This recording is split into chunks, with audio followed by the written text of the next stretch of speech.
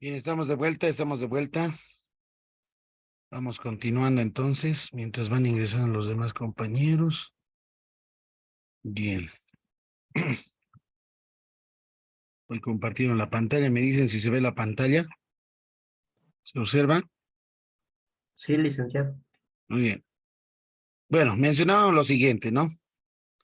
Una de las dimensiones que se toman en cuenta es el comunitario, ¿no? Muy importante esta parte.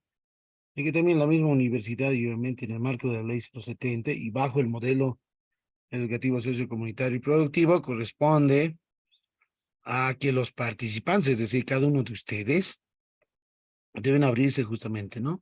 A esas experiencias propias que ustedes lo han visto. La interrelación con su entorno es muy importante y apropiarse de su contexto.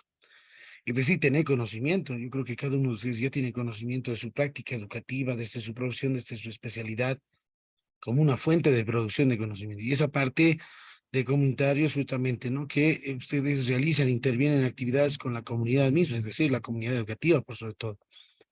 En relación a compartir justamente conocimientos, saberes, algo interesante o algo importante que o haya reflejado justamente desde su práctica educativa.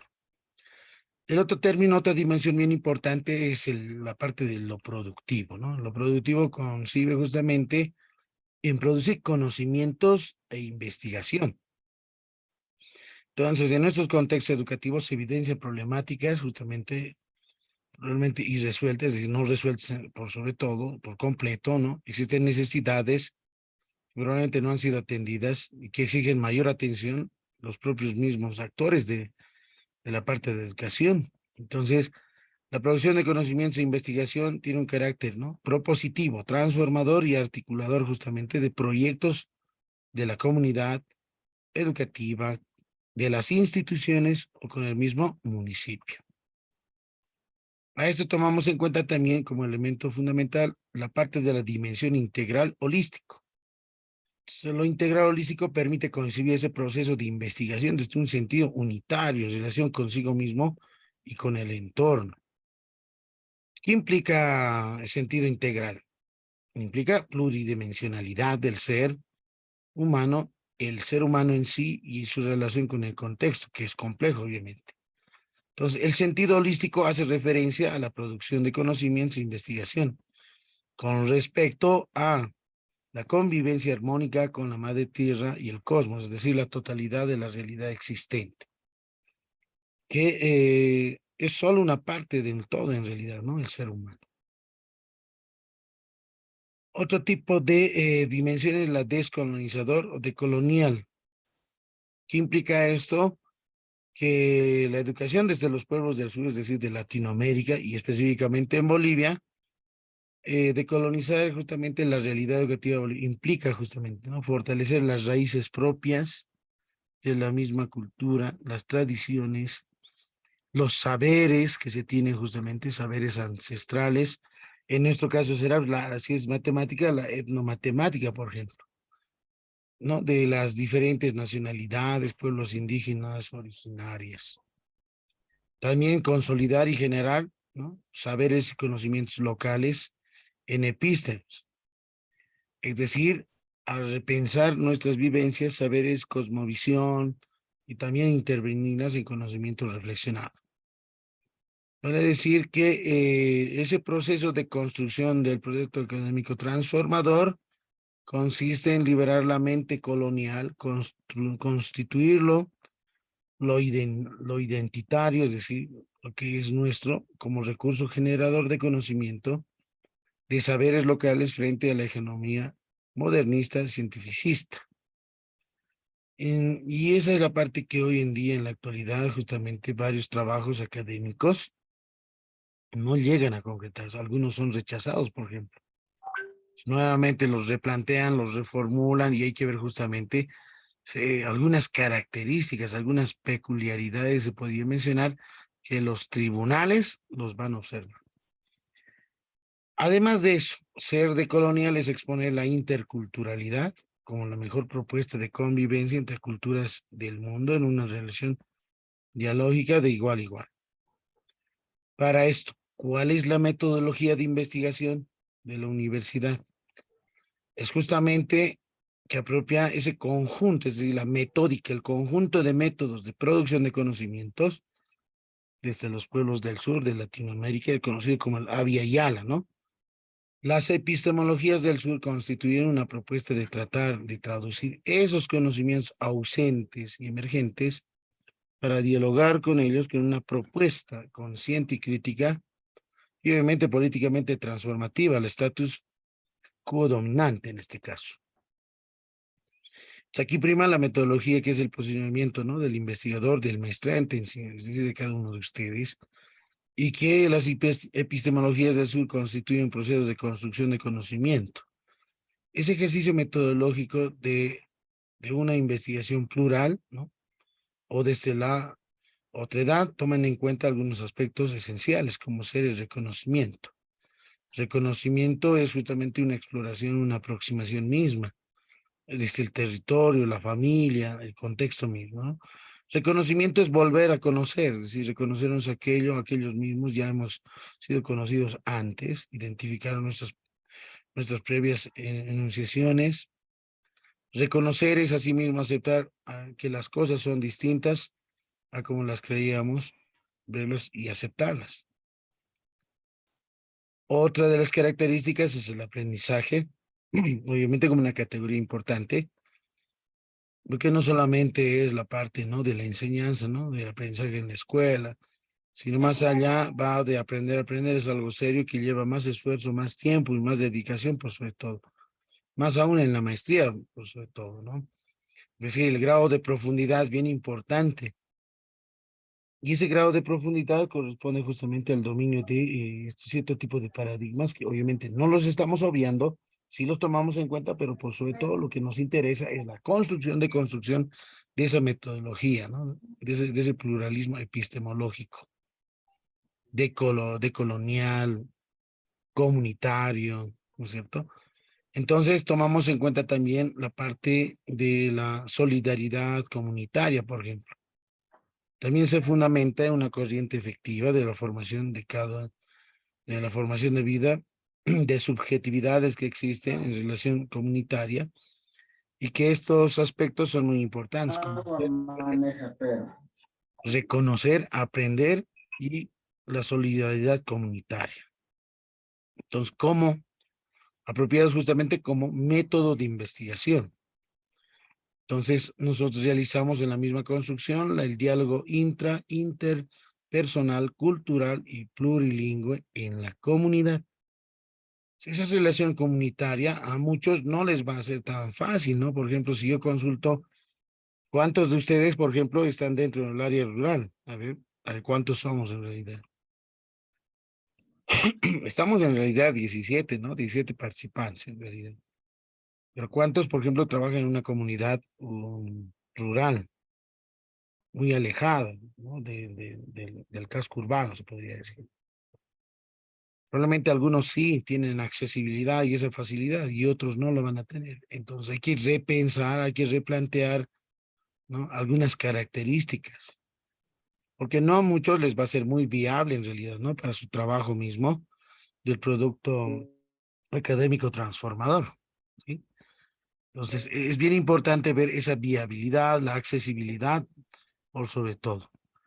¿Dónde se trabaja? Pues es importante ver, ¿no? Su contexto mismo.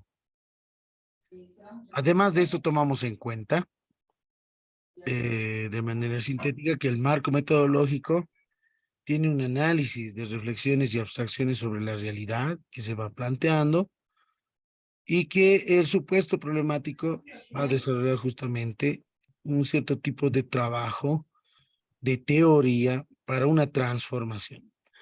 Pero la transformación de la realidad no implica, pues, la transformar, supongamos, con cierto tipo de programa, ¿no? O un proyecto, necesariamente. Existen casos, por ejemplo, que han formulado proyectos, ¿no? Proyectos educativos en los cuales, en cierto contexto, supongamos en el área rural, sí son muy buenos, han sido efectivos, ¿no? Pero ha habido casos, por ejemplo, de algunos maestrantes en los cuales querían la misma idea de proyecto efectivizarse en el área urbana. pero no les ha resultado en sí. Es decir, no ha habido una eficacia, una efectividad positiva, se podría decir, eh, en el sentido de poder potenciar, cultivar, elevar el rendimiento o los aprendizajes en la, en la asignatura de matemática, ya sea primaria o secundaria.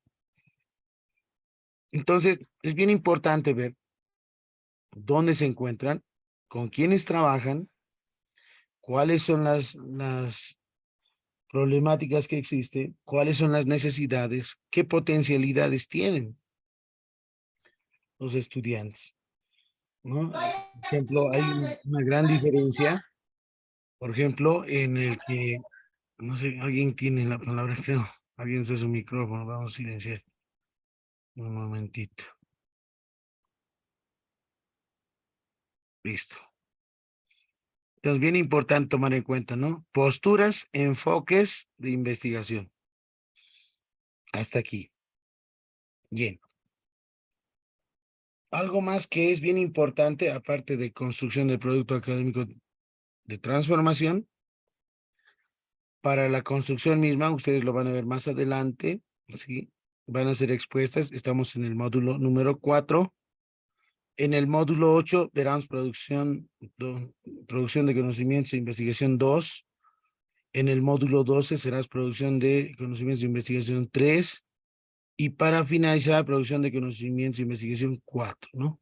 Ahí, que van a ser justamente esos talleres que son muy importantes para el constructo mismo del trabajo, ¿no? Y aquí se tiene justamente el producto académico transformador, que parte del análisis crítico y autocrítico de la realidad, que debe de ser descolonizar la realidad misma para una transformación y ver los resultados y la divulgación, es decir, los cuatro capítulos en correspondencia. Y es una fuente de la universidad pedagógica, ¿no? Entonces, el primer momento es el análisis crítico y autocrítico de la realidad. Entonces, ¿cómo se lo realiza? Primero se debe hacer un análisis interpersonal, un análisis situacional del contexto, aula, patio, institución, comunidad. El sujeto transformador en relación con la comunidad necesariamente debe ser accesible, directa. ¿Para qué? Para que sea viable en el recojo de los datos, en la implementación de instrumentos de investigación. Y además de esto, es necesario delimitar la realidad misma, ¿no? Si yo voy a trabajar con niños, jóvenes, con padres de familia, si son adolescentes, de qué edad a qué edad. Entonces hay que ir analizando muy bien esas unidades de análisis, se los conoce como unidades de análisis. ¿Cómo comprendemos el primer momento? Si en el inicio del proceso de investigación, hacer un análisis crítico y autocrítico de la realidad.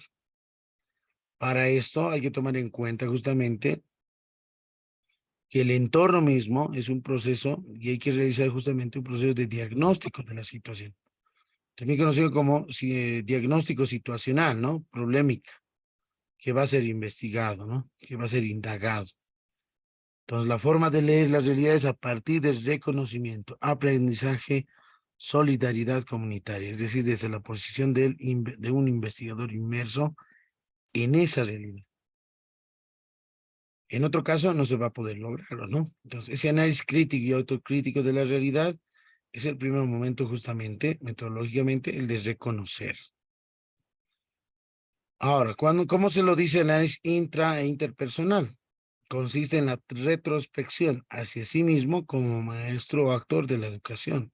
Es una reflexión, un posicionamiento vivencial, experiencial en este caso, que implica ser autocríticos con su yo mismo, ¿no?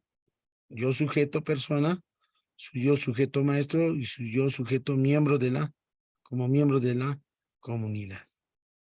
Si el análisis autocrítico intrapersonal se desarrolla tomando en cuenta la relación a dimensiones de la vida, el posicionamiento ideológico, epistemológico, la axiología, espiritualidad, capacidad pedagógica profesional y entre otros elementos que se deben de tomar en cuenta. Además, implica la posición como investigador decolonial, si está o no descolonizado, o si siente justamente, ¿no? Si se siente y comprende la decolonialidad como su autonecesidad y exigencia histórica. ¿Para qué? Para analizar justamente la autocrítica en este caso, ¿no? Que es interpersonal y que se debe tener una mirada autocrítica y crítica en posición con otras personas. Entonces, en este punto, ¿qué se redacta o se escribe? Bueno, en primera instancia, el posicionamiento ideológico, un posicionamiento epistemológico, la dimensión axiológica espiritual, la condición o capacidad pedagógica profesional, capacidad comunicativa, condición o capacidad productiva del liderazgo. ¿Qué instrumentos se necesitan para poder hacer esta redacción? Una autografía, autobiografía, didactobiografía, biopraxis educativa, una bitácora profesional y entre otros, ¿no? Como docente. O tutor que se proponga, ¿no? Más adelante, yo creo ya en producción número 3 o 4 ya van a tener, ¿no? Tienen que ir definiendo también de la misma forma un tutor, pero más adelante en realidad. También se tiene el análisis situacional del aula, del patio, de la comunidad, del contexto, ¿no? Entonces, el análisis de espacio es muy importante, implica la lectura, ¿no? La observación misma, la descripción misma de la institución, cómo se encuentra esa realidad, esos espacios. Existen aulas en buenas condiciones, en malas condiciones, les hace falta algo. Entonces, hace un análisis minucioso en este caso, crítico y autocrítico, ¿no? Que toma en cuenta, por ejemplo, desde el nivel curricular, es decir, los contenidos, está ahí su material, está la malla curricular, hacen seguimiento a esta en relación a actividades, contenidos, metodologías, recursos implementados. Los instrumentos de conclusión curricular existen dentro de la institución, hay o no hay, el POA, el PSP, el PAT, el PTC, etcétera, ¿no? La organización, cómo está organizada de manera política administrativa dentro de la institución, tanto el personal administrativo, docente, padres de familia, qué roles, cargas horarias, recursos económicos y entre otros. Actitudes y pensamientos de los actores educativos, ¿no? En este caso, de docentes, estudiantes, padres de familia, y toda la comunidad en sí. Deben tener justamente cierto tipo de pensamientos o ideologías, ¿no? Que en cada municipio, zona o distrito hace diferencia en sí, ¿no? En relación justamente al origen de dónde proviene, ¿no? Probablemente algunas familias provienen de, supongamos, del municipio, tal vez de Batalla, de Chicachi, o probablemente de la provincia Laricaja, o provincia de los Andes, etcétera, ¿no? Entonces hay que ver algunas características, ciertas posiciones y pensamientos que tienen. Algunas acciones políticas educativas que se pueden emprender también, muy importante, y la relación interinstitucional con el entorno educativo. ¿Qué redactar o escribir en este punto? Bueno, se debe de exponer en las siguientes partes, ¿no? Como por ejemplo el nivel curricular que toman en cuenta, los contenidos, metodologías, recursos, materiales y entre otros, instrumentos de concreción curricular, organización política, las que hemos mencionado anteriormente.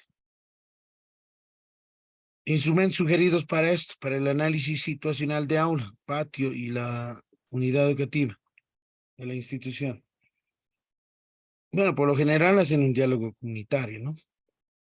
Pueden utilizar también círculos de reflexión, rúbricas pedagógicas, cartografía de la realidad, árbol de problemas. Este es bien conocido, el árbol de problemas. O también pueden utilizar la espina de pescado, Ishikawa. Algunas entrevistas, en este caso, no estructuradas, donde solamente utilizan una radio reportera o un celular, más fácil, más sencillo. O entrevistas semiestructuradas, con una batería de preguntas, ¿no? Claves, preguntas claves abiertas en realidad. Cuestionarios, ¿no? Cuestionarios, aquellos que se puedan implementar, obviamente, ¿no? Con opciones de selección, de respuestas. Pueden utilizar escalas dicotómicas, politómicas, escalas Likert y entre otros. Ahí entonces toman en cuenta justamente, ¿no? La realización misma. Sujeto transformador en la relación con la comunidad. Este proceso de investigación corresponde al abordaje ya de la problemática, ¿no? Y se refiere que como investigador debe estar comprometido con la transformación de la realidad, ¿no? porque usted ha realizado reconocimiento, ha realizado la de reaprender y la fase justamente de la solidaridad comunitaria. Eso que implica apropiar toda la realidad del entorno educativo y ser parte de ella en sí, que tiene y manifiesta justamente una relación holística. Y para tal efecto, sistematizando justamente la información, organizando la información y tabulando y recoger justamente y la misma, a partir de la misma aplicación e implementación de instrumentos, ¿no? Que sean diseñados y validados justamente por expertos o cierto tipo de, hoy en día lo utilizan, ¿no? Softwares o paquetes estadísticos, por ejemplo, ¿no? Con el SPS, el Stata o el Excel, ¿no? Validados, confiabilizados mediante el alfa de Chrome, si evidentemente su instrumento es fiable, es confiable o no, tiene un buen nivel, en este caso, de confiabilidad, validados por un par de expertos, si están bien formuladas sus preguntas, cerradas o abiertas, los ítems y entre otros. Entonces, es bien importante que todo proceso de investigación esté en base a la delimitación de la problemática. Hay que saber delimitar, por sobre todo, ¿no? Entonces, hay que delimitar esa problemática en base a la realidad que se vaya abordando, ¿no? Y a partir de eso surge también un pensamiento dentro de la comunidad educativa. Cuando una problemática de la realidad de investigación solamente surge a criterio de una persona, se va distanciando de la realidad en sí, ¿no? Es decir, como lo hemos mencionado, ¿no? Para algunos probablemente es problema, pero hay que ver si evidentemente la comunidad, el contexto, los que te rodean, los que están a la par contigo en la institución, también lo ven como problema. Ese es el punto clave en realidad. Por eso se realiza un diagnóstico, ¿no? Y un diagnóstico, obviamente, implementando esos instrumentos que van a servir justamente para profundizar más aún la temática correspondiente. Entonces, concretar y en realidad la concreción de la problemática educativa se va a obtener justamente de esa delimitación de la realidad de la problemática, ¿no? Obviamente con validación y conformidad de la comunidad educativa, es necesariamente. ¿Qué se debe de redactar o escribir en ese punto, no? Hay que realizar justamente un análisis y organización de información de recogida de datos, la identificación de supuestos problemáticos, ¿no? Criterios de reflexión de supuestos, la delimitación comunitaria de la realidad problemática. ¿Qué recursos se pueden utilizar? Lo que mayormente en los instrumentos de análisis para esta delimitación se utilizan la categorización, la sistematización, análisis estadístico utilizando paquetes estadísticos, ¿no? Y entre otros. En conclusión, el documento que surge en este primer momento es de construcción de producto académico de transformación es el siguiente, ¿no? Primer momento, análisis crítico y autocrítico de la realidad. Mínimo, ¿cuántas páginas? Son 15 páginas. ¿Cuáles son los elementos? Tomamos en cuenta análisis interpersonal, es bien importante. Segundo, análisis situacional de aula, patio y la unidad educativa. Tercero, sujeto transformador en relación con la comunidad, ¿no? Esos son los tres elementos fundamentales, ¿no? Para el primer momento. Todo este contenido, mínimo 15 páginas, ¿no? No indica un máximo, sino mínimo 15. Entonces ahí se toma en cuenta, ¿no? Y ahí se tiene ya algunos autores dentro del contenido correspondiente. Bueno, es el cuaderno, ¿no? Es el documento, ¿no? Es el texto académico, ¿no? De producción de conocimientos. Bien. Por otro lado, vamos.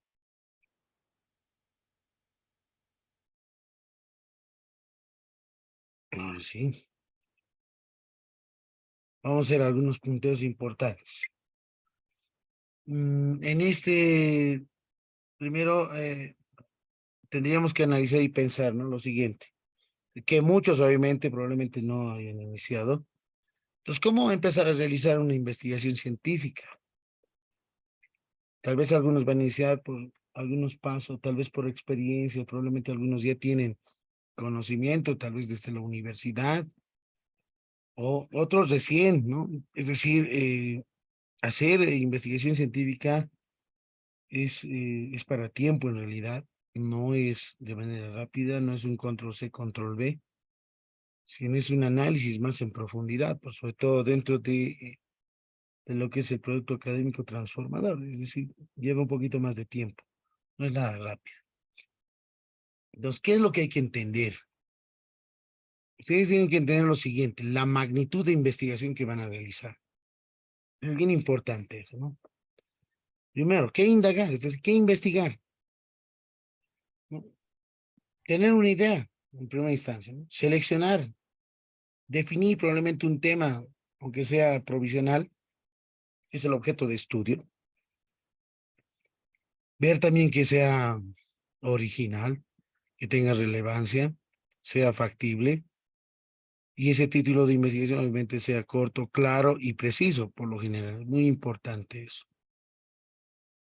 Entonces, aquí hay niveles, nivel micro, meso, macro. Obviamente desde una tesina se va iniciando, ¿no? Pero ya se tiene la tesis de licenciatura y una tesis de maestría en realidad, ¿no? A diferencia de una tesis doctoral.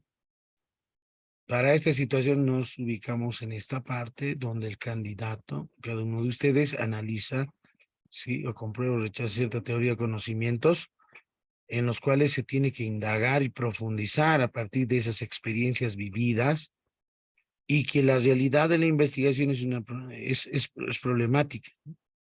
Y de dicha problemática debe elegir un factor que determina como tema de investigación. ¿Y para eso qué se necesita? Bueno, empezar una idea o temática de estudio es tener una idea base, obviamente su especialidad, ustedes en el área de matemática, ¿sí? Identificar la línea base, ¿no? La línea de investigación, ¿recuerdan? Había líneas de investigación. A una de esas, realizar una revisión bibliográfica, utilizando metabuscadores. Sí, ahorita les voy a mencionar cuáles son los metabuscadores que también les van a servir de repositorios internacionales para la fundamentación, sustento teórico, es bien importante. Seleccionar las teorías principales. ¿Qué tipo de teorías? Bueno, hay que conocer que existen teorías básicas, teorías intermedias y las megateorías, ¿no? Hay niveles a nivel micro, meso y macro. Bueno, por lo general, los metabuscadores que pueden utilizar son, por ejemplo, lo bien conocido de Google Académico, ¿no? ¿Quién no lo conoce? Redalytics.org, tienes Refresh, tienes SpringLink, tienes Cielo, Dialnet, Academia.edu, Base, ¿no? Hybian, Eric. También existen buscadores, ¿no? De tesis que pueden servir, también probablemente algunos sustentos, como la Biblioteca Cervantes Virtual, ¿no? Dart European, Dialnet, EUMED, ¿no? Google Académico, NLDC, y entre otros. Entonces son algunos metabuscadores que les puede servir, donde pueden encontrar repositorios, y son repositorios internacionales que comprenden revistas, artículos científicos que les sirvan de sustento.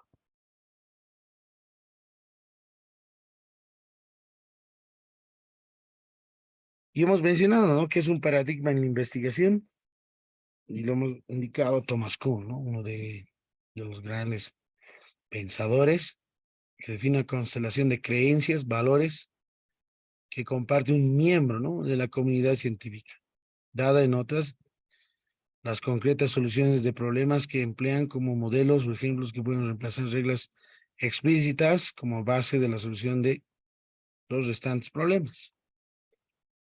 Ruiz Aguilera menciona que el paradigma es un conjunto de principios o normas investigativas que condicionan una actitud científica de una época.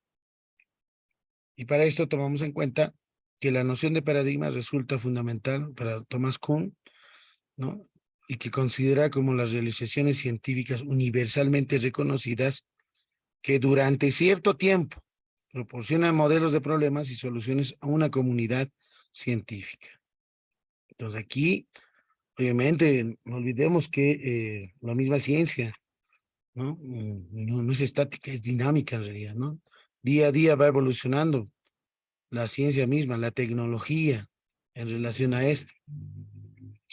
Entonces el paradigma toma en cuenta ciertos supuestos ontológicos, epistemológicos, axiológicos y metodológicos. 4 elementos fundamentales de esas creencias básicas que se los considera Thomas Kuhn. Entonces, ese modelo muchas veces surge en contraposición con los tribunales, ¿no? Para un tribunal positivista o pospositivista, lo va a ver desde una forma distinta, diferente a un naturalista o sociocrítico, ¿no? Interpretativo, por ejemplo. O sea, aquí, por ejemplo, toma en cuenta el tipo de posicionamiento que se toma en cuenta con sus tribunales. Para algunos va a estar muy bien. Sí, efectivamente está correcto. Para otros no, en realidad, ¿no? Está mal. O sea, eso siempre ocurre. Eso siempre va a ocurrir porque cada uno tiene una posición en base a cierto tipo de modelo paradigma. Sí, ese es el posicionamiento epistemológico. Es decir, muchos probablemente están bajo una corriente filosófica, tal vez idealista, naturalista, pragmatista, a diferencia de las otras. Entonces depende mucho de sus tribunales. Y eso es lo que ocurre comúnmente. Las revoluciones científicas. Thomas Kuhn, justamente uno de los filósofos, historiador, físico de profesión, graduado de la Universidad de Harvard, y que toma en cuenta justamente estudios, ¿no? Que ha podido realizar algunas obras desde la Revolución Copernicana, Tensión Esencial, Historia de la Ciencia, Estructuras de las Revoluciones Científicas, que en la actualidad es bien conocida, ¿no? Y que ha sido profesor justamente docente de la Universidad de Harvard, California, Princeton, Massachusetts. Muy reconocido, en realidad.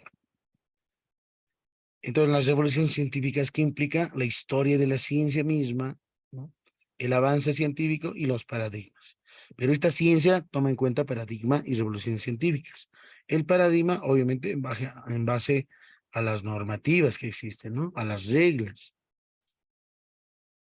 Y las revoluciones científicas resuelven problemas justamente desde diferentes posturas, desde diferentes posiciones, desde diferentes métodos que se van implementando.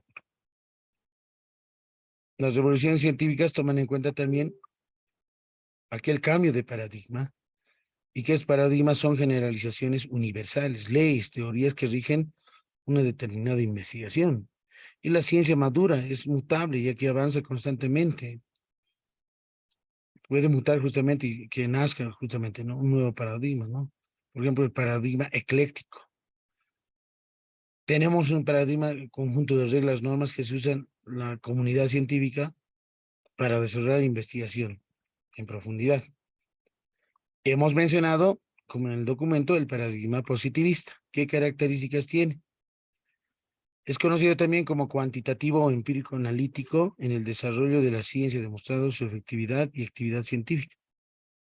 Prueba de ello es investigaciones realizadas como resultados que se han aportado. Entre características importantes es el punto de vista metodológico que destaca, ¿no? Desde una parte de una postura netamente cuantitativa, a partir del uso de métodos, técnicas e instrumentos que se van utilizando. Obviamente, el procesamiento de datos estadísticos, ¿no? La rigurosidad misma, la relación que debe de existir entre sujeto-objeto. La otra es el paradigma interpretativo. ¿Qué características tiene este paradigma?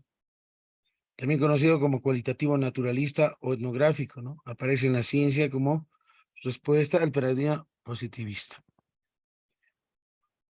Este paradigma se caracteriza por considerar la realidad como múltiple, holística, una relación interdependencia entre el sujeto y el objeto, cuya finalidad es la comprensión de las relaciones internas, ¿no? Comprender e interpretar la realidad, esos significados, ¿no? De las personas y hechos y acciones de su vida cotidiana, ya que esta es más cualitativa en sí, ¿no? Es más en profundidad, conocer, hacer etnografía, es ir a la institución, es conocer la comunidad, vivir, convivir con la comunidad, hacer observación participante, hacer entrevista en profundidad, implica también, ¿no? En este caso, si evidentemente te está diciendo con la verdad o no en sí a la hora de recolectar los datos, ¿no? Imagínense que yo vaya a hacer una entrevista y no me conoce la persona, no me he ganado la confianza. ¿Ustedes creen que me va a dar respuestas certeras, respuestas verídicas, reales? O probablemente me mienta en realidad, ¿no? Entonces hay que tomar en cuenta muy bien esa parte, ¿no? No es nada sencillo en realidad. Paradigma sociocrítico.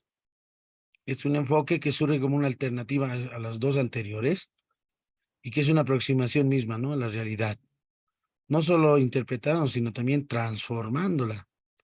Se fundamenta en la teoría crítica de la realidad y que está asumiendo justamente, ¿no? Desde la dialéctica, la dinámica y la parte evolutiva.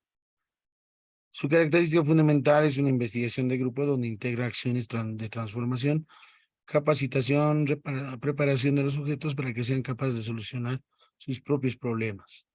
Aquí el investigador vincula al grupo y se integra al mismo, de forma que a la vez se transforman las actitudes del grupo, también sufre esa transformación. Entonces, al trabajar con textos específicos, partiendo de problemas y necesidades reconocidas por el grupo, no se puede generalizar resultados, aunque sí se pueden transferir experiencias, se puede recopilar experiencias. Aquí tenemos un esquema de teorías y rutas del proceso deductivo en la investigación empírica. Tenemos desde un nivel de abstracción, ¿no? Hasta un nivel de medición y observación. Entonces, la amplitud de fenómenos con respecto a procesos toman en cuenta desde los supuestos paradigmáticos en base a teorías generales de la sociedad, interacción, acción social, orientaciones conceptuales generales y obviamente la evidencia histórica de indicios emergentes. Pero ¿qué pasa en las teorías sustantivas, disciplinarias, que corresponden justamente a ciertos tipos de observaciones y que es a partir de conceptos y proposiciones, pautas y regularidades se tomen en cuenta, por ejemplo, tasas, números, índices, escalas, patrones para esa medición misma? Entonces, esa teoría corresponde justamente, ¿no? Un proceso deductivo, ¿no? Es decir, parte de lo general a lo particular. Tipología de diseño de investigación cuantitativa. Bueno, por lo general, investigaciones cuantitativas, ¿no? Mayormente utilizan encuestas, ¿no? Estas pueden ser de corte transversal, es decir, de manera presencial, autoadministrada, por correo, por email. Hoy en día, por ejemplo, ustedes ya, me imagino que han realizado tal vez alguna encuesta, ¿no? Un sondeo piloto de Google Formulario, porque es muy bueno y es útil en realidad, ¿no? También de panel, encuestas de panel en un mismo grupo en varios momentos, la rotativa en una parte del grupo fija y otra va cambiando en realidad. Se realiza experimentos de laboratorio, de campo, cuasi experimentos. No hay asignación aleatoria de unidades de tratamiento en los cuasi experimentos. Existen diseños comparativos, ya sea comparación sincrónica de corte transversal o transaccional de unidades ubicadas en diversos estadios.